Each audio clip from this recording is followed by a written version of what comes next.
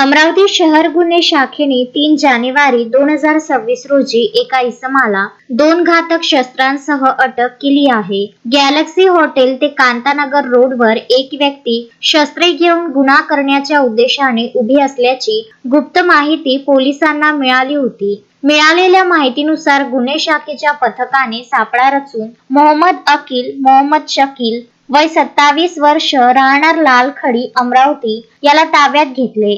त्याच्याकडून पोलिसांनी 1000 रुपये किमतीचा एक लोखंडी सत्तूर आणि 1000 रुपये किमतीचा एक चायना चाकू असा एकूण 2000 रुपयांचा मुद्देमाल जप्त केला आहे. या प्रकरणी आरोपी विरुद्ध गाडगेनगर पोलीस स्टेशन मध्ये आर्म्स ऍक्ट आणि महाराष्ट्र पोलीस कायद्यांतर्गत गुन्हा दाखल करण्यात आला आहे. ही कारवाई पोलीस आयुक्त राकेश ओला यांच्या मार्गदर्शनाखाली गुन्हे शाखेचे पोलीस निरीक्षक संदीप चव्हाण आणि त्यांच्या पथकाने यशस्वीरित्या पूर्ण केली.